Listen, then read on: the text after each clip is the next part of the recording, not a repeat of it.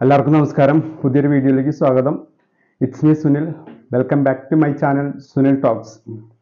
ഇന്ന് ഞാൻ നിങ്ങളിലേക്ക് എത്തിക്കുന്നത് സെൽഫ് എംപ്ലോയ്മെന്റിനെ കുറിച്ചാണ്. നിങ്ങൾ മറ്റൊരാൾക്ക് വേണ്ടിയോ മറ്റൊരാളുടെ കീഴിലോ അല്ലാതെ നിങ്ങളുടെ അധ്വാനം, ആശയം, കഴിവ് എന്നിവ ഉപയോഗിച്ച് വരുമാനം ഉണ്ടാക്കുന്നതിനെയാണ് സെൽഫ് എംപ്ലോയ്മെന്റ് എന്ന് പറയുന്നത്.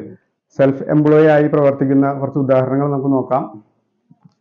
ബാർബർ ഷോപ്പ് നടത്തുന്നവർ, ലോട്ടറി വിൽക്കുന്നവർ, പഞ്ചർ വർക്ക്ഷോപ്പ് അല്ലെങ്കിൽ എഞ്ചിനീയറിംഗ് വർക്ക്ഷോപ്പ് നടത്തുന്നവർ, ചെറുവാഹനങ്ങൾ ഉപയോഗിച്ച് ഐസ്ക്രീം, മത്സ്യം, പഴം, പച്ചക്കറി തുടങ്ങിയവ വിൽപ്പന നടത്തുന്നവർ, പെട്ടിക്കട, ഷോപ്പുകൾ, ഹോട്ടലുകൾ, സൂപ്പർ മാർക്കറ്റുകൾ, മാളുകൾ, അതുപോലെ കച്ചവട സ്ഥാപനങ്ങൾ നടത്തുന്നവർ, ചരക്ക് വാഹനങ്ങൾ അല്ലെങ്കിൽ ടാക്സി വാഹനങ്ങൾ ഉപയോഗിച്ച് വരുമാനമുണ്ടാക്കുന്നവർ തുടങ്ങിയവയെല്ലാം സെൽഫ് എംപ്ലോയി ആയി പ്രവർത്തിക്കുന്നവർക്ക് ഉദാഹരണങ്ങളാണ്. സെൽഫ് എംപ്ലോയി ആയി പ്രവർത്തിക്കുന്നവർക്ക് പൊതുവായി വരുന്ന ബുദ്ധിമുട്ടുകളാണ് ഇനി ഞാൻ നിങ്ങൾക്ക് എത്തിക്കുന്നത്. അതിൽ ഒന്നാമത്തെ പോയിന്റായിട്ട് എനിക്ക് പറയാനുള്ളത്, അതായത് മുതൽ മുടക്ക്. നമ്മളുടെ ഇപ്പം നാട്ടിൽ ഹൈ വാല്യൂ ക്രിയേറ്റ് ചെയ്തിട്ടുള്ളൊരു പ്രൊഫഷനാണ് ഡോക്ടർമാരുടേത് അല്ലെങ്കിൽ വക്കീൽമാരുടേത്. ഒരു ഡോക്ടർക്ക് വരുമാനം ഉണ്ടാകണമെങ്കിൽ, ഇപ്പം MBBS പാസ്സായി വരുന്ന ഒരു ഡോക്ടർക്ക് വരുമാനം ഉണ്ടാക്കാൻ എന്തെല്ലാം ഓപ്ഷൻസാണ് നമ്മുടെ നാട്ടിലുള്ളത്?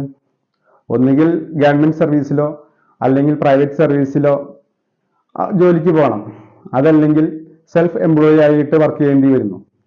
അതായത് അപ്പോൾ ഡോക്ടർക്ക് വരുമാനം ഉണ്ടാക്കണമെങ്കിൽ ഒരു ഹോസ്പിറ്റൽ ബിൽഡിംഗ്, ഒരു ലാൻഡ് ആൻഡ് ബിൽഡിംഗ് അത്യാവശ്യമാണ്.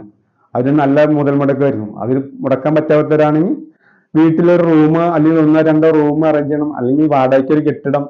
ഇത്രയല്ലേ ഓപ്ഷൻസ് ഉള്ളൂ. എന്നാൽ മാത്രമാണ് ഇൻകം ജനറേറ്റ് ചെയ്യാൻ കഴിയുന്ന ഒരു സാഹചര്യത്തിലേക്ക്, ഒരു അവസരത്തിലേക്ക് ആ ഡോക്ടർക്ക് മാറാൻ കഴിയുള്ളൂ. അതുപോലെ തന്നെയാണ് വക്കീലിനൊരു റൂം എടുത്തിരുന്നാൽ മാത്രമേ വരുമാനം ഉണ്ടാക്കാൻ സാധിക്കുകയുള്ളൂ. അടുത്ത വാഹനങ്ങൾ ഉപയോഗിച്ച് വരുമാനം ഉണ്ടാക്കുന്നതിന്റെ കാര്യം നോക്കാം. ഇന്ന് സാധാരണക്കാരുടെ ഏറ്റവും പ്രിയപ്പെട്ട വാഹനമാണ് ഒരു ഓട്ടോറിക്ഷ ഓടിച്ച് വരുമാനം ഉണ്ടാക്കുക എന്നത്. ഓട്ടോയ്ക്ക് വരുന്ന ചാർജ്, ഇൻവെസ്റ്റ്മെന്റ് എന്ന് പറയുന്നത് മിനിമം 1.5 ലക്ഷം രൂപ മുതൽ 3 ലക്ഷം വരെയാണ്. അതുപോലെ തന്നെ ഏത് വാഹനമായാലും, പെട്ടി ഓട്ടോറിക്ഷയായാലും അതിന് മുകളിലേക്ക് അതിന്റെ റേഞ്ച് കൂടിക്കൊണ്ടിരിക്കുകയാണ്. അടുത്ത സാധാരണക്കാരുടെ വരുമാന മാർഗമാണ് ഹോട്ടലുകൾ, സൂപ്പർ മാർക്കറ്റുകൾ. ഏറ്റവും ചെറിയ രീതിയിൽ ഒരു പെട്ടിക്കട സ്റ്റാർട്ട് ചെയ്യണമെങ്കിൽ തന്നെ മിനിമം 1 ലക്ഷമെങ്കിലും വേണ്ടി വരുന്നു എന്നുള്ളതാണ് എനിക്കെടുത്ത് പറയാനുള്ള കാര്യം. ഇവിടെ നമ്മൾ മനസ്സിലാക്കേണ്ട കാര്യം, ഇൻവെസ്റ്റ്മെന്റ്, അതായത് ക്യാപിറ്റൽ കൂടുതൽ മുടക്കുന്നതനുസരിച്ച് വരുമാനം കൂട്ടാനുള്ള അവസരം സെൽഫ് എംപ്ലോയി ആയി പ്രവർത്തിക്കുന്നവർക്ക് ഉണ്ട് എന്നുള്ളതാണ്. ഇനി അടുത്തൊരു പ്രധാന പോയിന്റായിട്ട് എനിക്ക് പറയാനുള്ളത് ആക്റ്റീവ് ഇൻകത്തെ കുറിച്ചാണ്. അതായത് നമ്മൾ പ്രവർത്തിച്ചുകൊണ്ടിരുന്നാൽ മാത്രമാണ്, വർക്ക് ചെയ്തുകൊണ്ടിരുന്നാൽ മാത്രമാണ് നമുക്ക് അവിടെ ഇൻകം ജനറേറ്റ് ചെയ്യാൻ കഴിയുന്നുള്ളൂ. ഇപ്പോൾ സെൽഫായിട്ട് പ്രവർത്തിക്കുന്ന ഒരു ഡോക്ടർക്ക് വരുമാനം കിട്ടണമെങ്കിൽ ആ ക്ലിനിക്കിൽ, ആ ഹോസ്പിറ്റലിൽ ആ ഡോക്ടർ ഇരുന്നാൽ മാത്രമാണ് അവിടെ വരുമാനം ഉണ്ടാക്കാനുള്ള ഒരു സാധ്യതയുള്ളൂ. ഡോക്ടർ വീട്ടിൽ പോയിരുന്നാൽ അവിടെ ഇൻകം ജനറേറ്റ് ചെയ്യാൻ സാധിക്കില്ല. അതുപോലെ തന്നെയാണ് വക്കീൽമാർക്ക്. വക്കീലിന്റെ ഓഫീസിൽ ഇരുന്നാൽ മാത്രമേ വക്കീലിന് ഇൻകം ജനറേറ്റ് ചെയ്യാൻ കഴിയുന്ന ഒരു സാഹചര്യത്തിലേക്ക് മാറാൻ കഴിയുകയുള്ളൂ. അതുപോലെ നമ്മുടെ വാഹനങ്ങൾ ഓടിച്ച് വരുമാനം ഉണ്ടാക്കുന്നവർക്കാണെങ്കിലോ, അവർ വണ്ടി വീട്ടിൽ കൊണ്ടുവന്ന് ഇരുന്ന് റെസ്റ്റ് എടുത്തുകൊണ്ടിരുന്നാൽ അവർക്ക് വരുമാനം ഉണ്ടാക്കാൻ സാധിക്കുമോ? ഇല്ല. അവർ എവിടെയാണോ വണ്ടി ഓടിക്കുന്നത്, അവരുടെ ജംഗ്ഷനിലാകാം, ടാക്സി സ്റ്റാൻഡിൽ ഇട്ടാൽ മാത്രമേ അവർക്ക് വരുമാനം ഉണ്ടാക്കാനുള്ള അവസരത്തേക്ക് അവർക്ക് മാറുന്നുള്ളൂ. അതുപോലെ തന്നെ കച്ചവടങ്ങൾ ചെയ്യുന്നവര് കട തുറന്നു വെച്ചാൽ മാത്രമല്ലേ ആരെങ്കിലും സാധനങ്ങൾ പർച്ചേസ് ആയിട്ട് എത്തുകയുള്ളൂ. ഇവിടെയൊക്കെ നമ്മൾ ആക്റ്റീവായി ഇരുന്നാൽ മാത്രമാണ് വരുമാനം ഉണ്ടാക്കാനുള്ള ഒരു സാഹചര്യമുള്ളൂ. സെൽഫ് എംപ്ലോയി ആയിട്ടിരിക്കുന്നവർക്ക് ആരായിക്കോട്ടെ, ഏത് സെൽഫ് എംപ്ലോയി പ്രവർത്തിക്കുന്നവർക്കെല്ലാം വരുമാനം ഉണ്ടെങ്കിൽ അവർ ആക്റ്റീവായിട്ട് ഇരിക്കണം. അടുത്ത ഒരു പ്രധാന പോയിന്റായിട്ട് എനിക്ക് പറയാനുള്ളത്, സെൽഫ് എംപ്ലോയി ആയി പ്രവർത്തിക്കുന്നവർക്കും നോ ടൈം ഫ്രീഡം എന്നത് തന്നെയാണ്. ആക്റ്റീവായിരിക്കുമ്പോൾ മാത്രമാണ് വരുമാനം ജനറേറ്റ് ചെയ്യാൻ കഴിയുക എന്നുള്ളതിനാൽ സെൽഫ് എംപ്ലോയി ആയി പ്രവർത്തിക്കുന്നവർക്കും ടൈം ഫ്രീഡം കിട്ടുകയില്ല എന്നതാണ്. ജോലിയുമായി കമ്പയർ ചെയ്യുമ്പോൾ 8 മണിക്കൂറാണ് ജോലി എടുത്ത് കൊടുക്കേണ്ടി വരുന്നതെങ്കിൽ സെൽഫ് എംപ്ലോയി ആയി പ്രവർത്തിക്കുന്നവർക്ക് 10 മുതൽ 15 മണിക്കൂർ വരെയാണ് സമയം ചെലവഴിക്കുന്നത്. അതിനാൽ ഒരു സെൽഫ് എംപ്ലോയി പാർട്ടിസിപ്പേറ്റ് ചെയ്യേണ്ടുന്ന അത്യാവശ്യ കാര്യങ്ങളിൽ പോലും പങ്കെടുക്കാൻ ഒരു സെൽഫ് എംപ്ലോയ് ആയി പ്രവർത്തിക്കുന്നവർക്ക് സാധിക്കുന്നില്ല എന്നതാണ് യാഥാർത്ഥ്യം. അടുത്ത പ്രധാനപ്പെട്ട പോയിന്റായിട്ട് എനിക്ക് പറയാനുള്ളത് വരുമാന പരിധിയാണ്.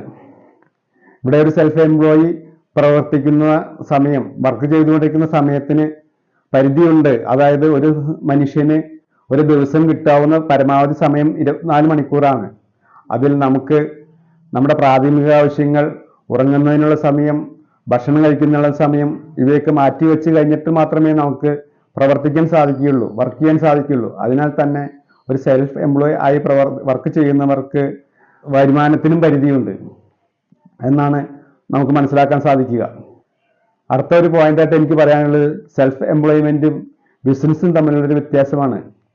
നമ്മൾ സെൽഫ് എംപ്ലോയ്മെന്റിൽ നമ്മൾ ആക്റ്റീവായിരുന്നാൽ മാത്രമാണ്, നമ്മൾ വർക്ക് ചെയ്തുകൊണ്ടിരുന്നാൽ മാത്രമാണ്, നമ്മൾ പ്രവർത്തിച്ചുകൊണ്ടിരുന്നാൽ മാത്രമാണ് നമുക്ക് വരുമാനം ഉണ്ടാക്കാൻ സാധിക്കുകയുള്ളൂ. ബിസിനസ് എന്ന് പറഞ്ഞാൽ നമ്മൾ വർക്ക് ചെയ്തില്ലെങ്കിലും 6 മാസമോ 1 വർഷമൊക്കെ നമ്മൾ ബിസിനസ്സിൽ നിന്ന് മാറിയിരുന്നാൽ കൂടി നമുക്ക് അവിടെ ഇൻകം ജനറേറ്റ് ചെയ്യാൻ കഴിയുന്ന ഒരു സിസ്റ്റം ഉണ്ടാക്കിയിടുന്നതിനെയാണ് നമ്മൾ ബിസിനസ് എന്ന് വിളിക്കുന്നത്. ഒരു ഉദാഹരണം പറഞ്ഞാൽ നമ്മൾ കേരളത്തിലെ നമ്പർ 1 കോടീശ്വരനായ ലുലു ഗ്രൂപ്പിന്റെ ഓണറുമായ യൂസഫ് സാർ, അദ്ദേഹം ഒരു 60,000 തൊഴിലാളികളെ ക്രിയേറ്റ് ചെയ്തുകൊണ്ട് അദ്ദേഹത്തിന് ഒരു സിസ്റ്റം ഉണ്ടാക്കിയിട്ടുണ്ട്. അദ്ദേഹം 6 മാസം 1 വർഷമൊക്കെ അദ്ദേഹത്തിന്റെ ബിസിനസ്സിൽ നിന്ന് മാറി നിന്നാലും അദ്ദേഹത്തിന് വരുമാനം ലഭിക്കുന്നു. അങ്ങനെ വരുമാനം ലഭിക്കുന്നതാണ് പാസീവ് ഇൻകം എന്ന് പറയുന്നത്.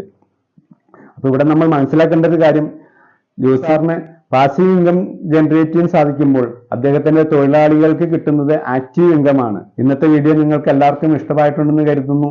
നിങ്ങളുടെ അഭിപ്രായങ്ങൾ രേഖപ്പെടുത്തുക. ഈ വീഡിയോ ഇഷ്ടമായിട്ടുണ്ടെങ്കിൽ ഷെയർ ചെയ്യുക, നിങ്ങൾ ലൈക്ക് ചെയ്യുക.